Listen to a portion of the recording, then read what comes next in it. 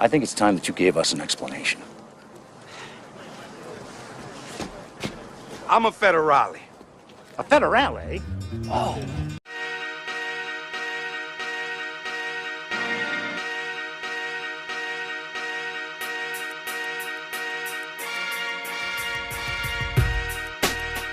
Hey folks, this is Monk, and we are back with another episode of Classics of Cinematics. And I'm joined as always with my co-host, Bobby Blockbuster. Yo, yo, yo! I'm talking about the wrestler intro this morning. Let's go. So today, we've got an interesting film, man. It's on the comedy, it's been a while since we covered a comedy film. Specifically, this film is going to be called Blue Streak.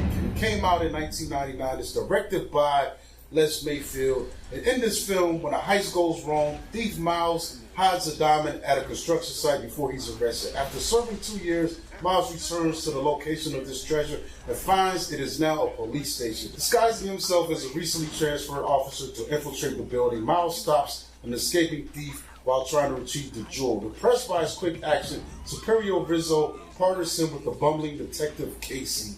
Yeah, this film has a pretty cool cast. We've got Martin Lawrence as our Miles Logan, the thief. Peter Green plays Deacon, his double-crossing partner. We've also got Luke Wilson in this, and we got Dave Chappelle and William Forsythe as well. These are our main players in this film. And let's get into it, man. So what's going on with this, man? 99 was a good year for Martin Lawrence, bro, because he dropped this and he dropped Life. So, yeah, 99 was a good year. And this one, for me personally, is one of my favorite Martin Lawrence films, alongside with A Thin Line Between Love and Hate. Came out in 96. But this one, I feel like it really gives him an opportunity to showcase his style of comedy. And they do it with this really cool concept. This overall is a heist movie, but I love how it's got that, Beverly Hills undertone, and so you get this seriousness with the heist element, but then you also get this fish out of water comedy style element with him trying to portray himself as a cop. He's a cop that's not. That's what it says right even on here. So It's funny. I think this film, the story is great. I'm not sure how it filmed, but I get the idea that Martin and maybe the other players were doing a lot of improv between these scenes, because I think that taps into Martin Lawrence's strength as an actor, just being able to come up with things on the fly. And also, he's a guy that's willing to just not care and do anything to get the laugh. He's a real physical comedian as well. And I don't think we see a lot of that, in films these days, where the slapstick is paid up. I'm just watching a scene where he convinces his partner to let him drive the car, and he's driving, and just the way he's moving his body as he jumps over the bridge, he's all just really selling it, and it's just those little touches that are cool. His body language is great, but I love his facial expression. All of that. It all compiled together. But as we dive into this story, man, I really like I said, I like that the focal point is the heist element, and it has all the right ingredients. With every heist movie, there has to be a double cross. But most of the time, the double cross happens in the third phase as a climactic moment for, things that everything was going right, then goes wrong. But this one, it switches the narrative, and it gives us that double cross right off rip to make everything else make sense. And it's funny because even with that heist scene, it's really well choreographed and directed. It looks like something as serious as Mission Impossible while he's going through those Missionless Impossible. But as you say, man, right when they get their prize, his partner pulls a double cross, and it's kind of cool because Miles pulls a double cross on him as far as thinking that he gave him the diamond where he actually has it, and he stashes it in this construction site as the cops descend on him. He gets arrested. Another guy dies, which is crazy. Deacon is crazy. Deacon kills what's his name? Logan. Yeah, Miles Logan's best friend. Yeah, he kills his best friend, and then and runs away. Miles gets arrested, and then ends up doing 2 years in prison. So I like how it comes back around to that, the fact that not only was this building completed, but it's become one of the craziest things that you would want it to be, being a career jewel thief. Yeah. It's a police station. Down in a police station. I love it because I didn't know this until I dove into, this, my notes and everything and learning more about the movie. But this movie was actually inspired by a British film, 1965 British film called The Big Job. And it almost parallels with the story. Of course, this one is more modernized and kind of takes place in what we were going through in 1999. But that is just a crazy story arc where, you know, you steal something and then, of course, you have to then retrieve it, re-steal it from a police station. It's worth it, man. You see the size of this rock? Man, what? But see, this always gets me in a movie like this. Who are you going to sell that to? There's always someone that'll fence it. But it's such a high-profile rock. Unless maybe you break it down into smaller diamonds. They're going to get it off the back end. They're going to lowball you, and you're going to have to take the money because you need that quick. Maybe it's worth $50 million. Maybe on the street you get 8. Yeah, exactly. So everyone's going to win. You know what I'm saying? Everyone's going to win. But that's where, you know, this story really just takes a turn for the best. Like, I love the scene when he gets out of jail because right then and there, like Martin, the stuff that he's saying, like the whole, like, bro, I had shoelaces in both my shoes. Why I only got one shoestring, and there's all this stuff, all this silliness that's going on. He's doing the Martin stuff, man. And this is great, dude. And, the banter. I like that they don't spend a lot of time on what was lost while he was doing his 2-year sentence. We did not see him in jail, not once we saw him leaving jail. He references that he has a girlfriend. He goes to see her before he goes to pick up the jewel. Things didn't work out because he lied to her about his profession. So, shout out to the Octavia Spencer cameo in this film. Because at this time, this probably had to be one of her early roles. And it's crazy. I love her career that she's become such a great actor and a producer now. Like she's killing it on a producing tip, you know, getting films made and even, you know, directing, you know. So that's awesome, man. Shout out to her having, you know, start here and then, then like I said, they spend maybe 5 minutes or less on that quick glaze over, and then, you know, we're thrust right into the meat of this story, which is Martin trying to figure out. Before he decides to be a cop, this is where he tapped into the success of his show, and he shows up at the police station as a pizza delivery guy named Ghetto Buck. Right? I didn't know the guy's name. I had to seek that out. His name was Ghetto Buck. Yeah, he's not giving a name in this. and he does this full on, like something you would see out of the TV series where Martin's playing another character, just over the top. It's hilarious. But then he has this training montage. He's watching Cops, the show, and he's like, trying to mimic the lingo and stuff. Man. And then it just goes all the way over the rails after that. Yeah. So let's get to the characters, man. I guess we'll go with Martin, man. Miles, and like he's crazy in this, man. I love this. Like I don't feel like he's a bad guy. Like even his brand of thievery doesn't necessarily cause a lot of harm. Yeah, he's stealing stuff, but it's not like he's going in with the gun out, gun butting people in the head and strong arm. He's using some stealth and sneakiness. But the funny part for me is definitely him infiltrating this police force because it seems like he's a character that's been planning his heist with his wits, like trying to be smart as possible about him. And thinking on the fly and figuring out these situations. And he's using them same skills to infiltrate this police force. Absolutely. But what really stands out for me is, like you said, with his smarts, like he is using his criminal expertise to help him excel as a cop that he didn't even want to be. His plan was to go in, get the diamond real quick, and be out. But just due to the way the day moved and him crossing paths with someone trying to escape and kind of subduing him, they're like, "Oh, you're the new hire. Oh, let's put you out in the road right now and get you to work ASAP." But see, I like that next scene too when he actually goes out in the field on their first call, and you can see he's using his thief point of view to help solve this case. This ain't where they came in. They came in through the roof. It's funny. You know, one of these rings. They had it. Out, and he was like, man, they ain't get their rings stolen. He goes and pops his truck open, and it's like, yo, like it's crazy watching him at work at those moments. I like because it hits like a double-edged sword where it's showing us that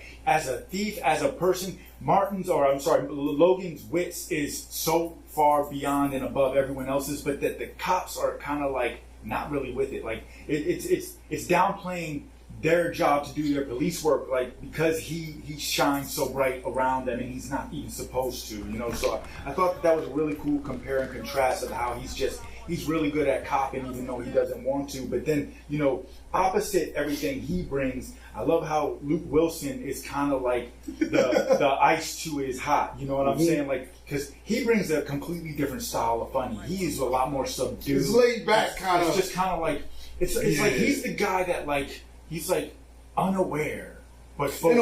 In a way, yeah, You know what I mean? yeah. He doesn't have the street edge that Martin has. He probably has a more academic approach to this stuff, not a lot of field experience. So he's a little slower, to get things. But once he gets them, he's got them. But it's funny watching him interacting with Martin, because Martin's definitely not a police guy. So he's like, yo, what the hell is happening? Because clearly he doesn't belong here. It's like the old Sesame Street. One of these things is not the same. Yeah. He's not the same. It's the way he's handling stuff. Oh, we need a warrant for that. What?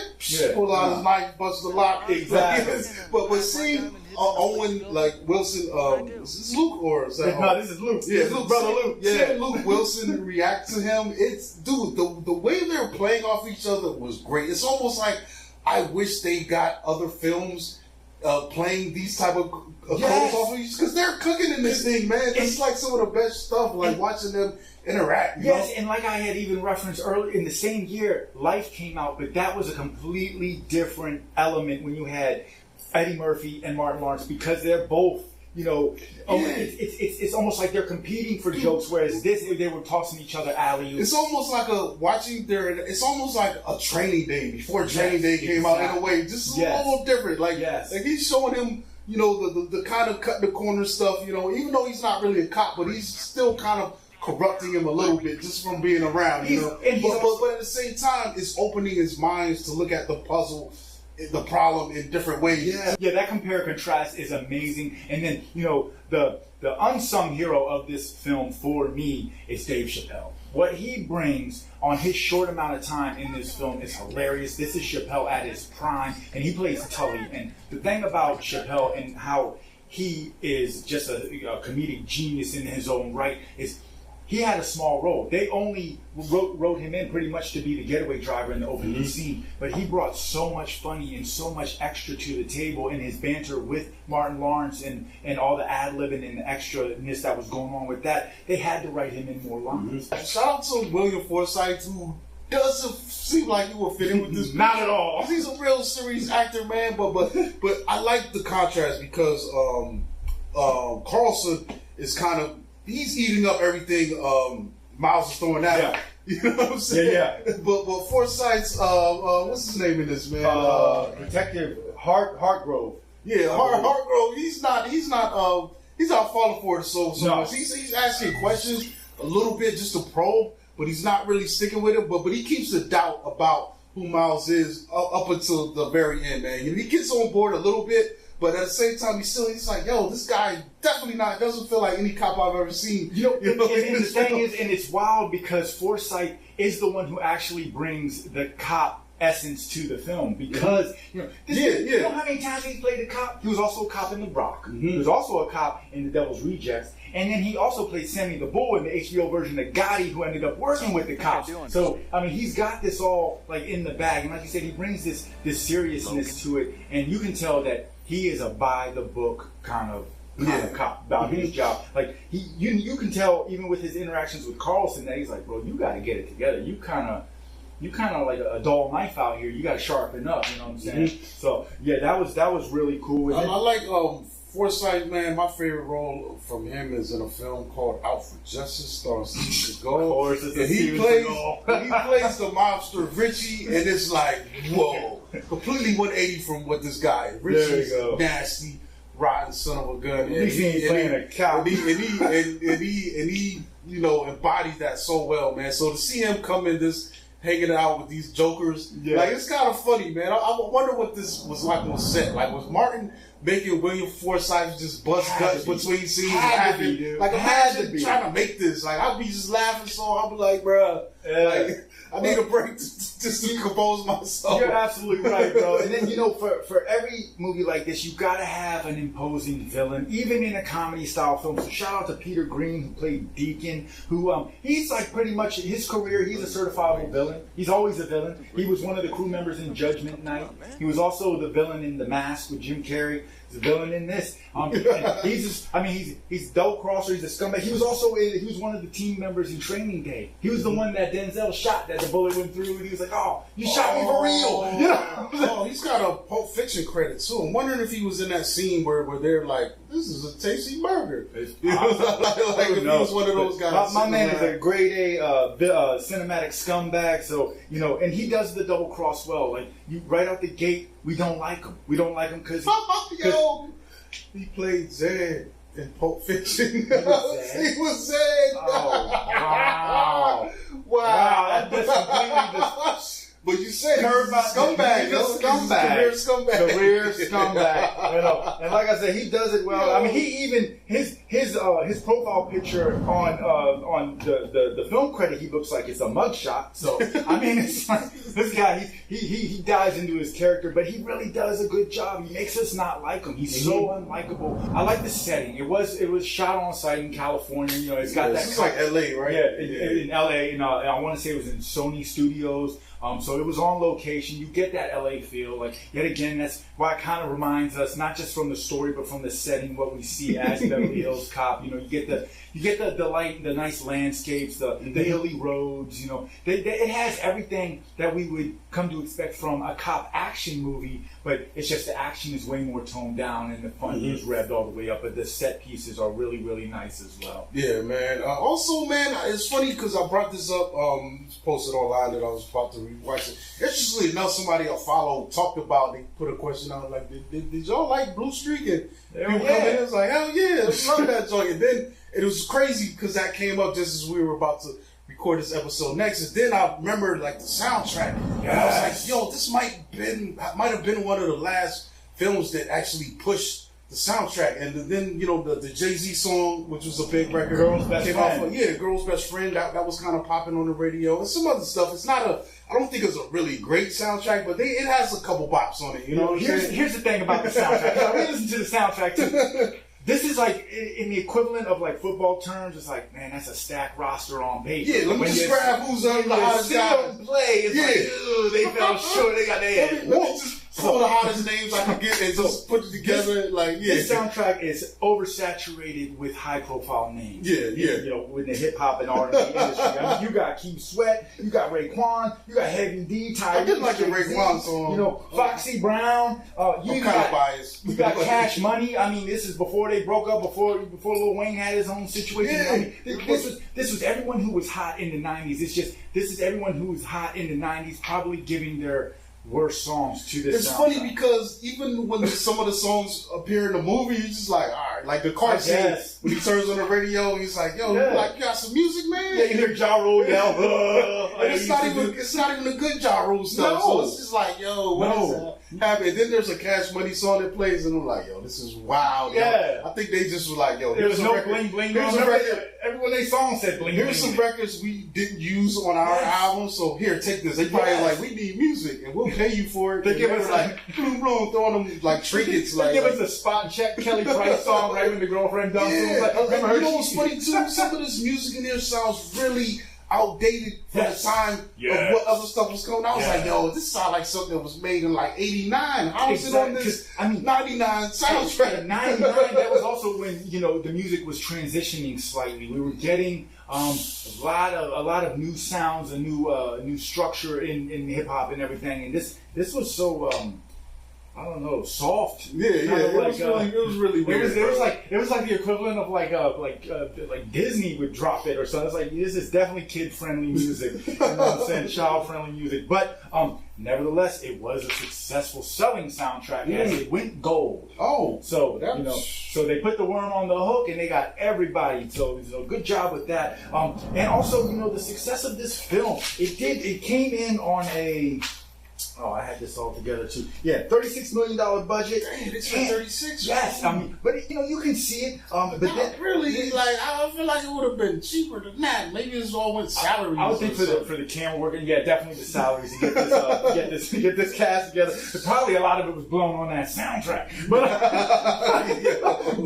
But they ended up grossing $117.7 million. So this one, it did do what it needed to do, as it was able to triple up in profits. A home video too, because I definitely had this on VHS at the time. Yeah, I wish I still had that. And you know, it was successful enough that there were talks of a sequel. As a matter of fact, it was a highly anticipated sequel that was supposed to drop in 2002, where Carlson goes back to Mexico to seek out Miles Logan and get him to help him on some other stuff. And the thing is like everything. So what happened though? It just everybody just didn't fully materialize. Yeah, I think things were in motion. I think maybe was there a Bad Boys that came out around there was this shortly after, and then of course Chappelle skyrocketed in his career. I mean, Chappelle show. And then I don't know. I know Luke Wilson was showing up. And Luke was coming up too, man. I still don't think he's at his peak, man. Like he's a really good, not at all actor. I think the most bird he got was maybe these Wes Anderson films. Absolutely, but the cool thing is that in Idiocracy though. That was a good one. I like that one.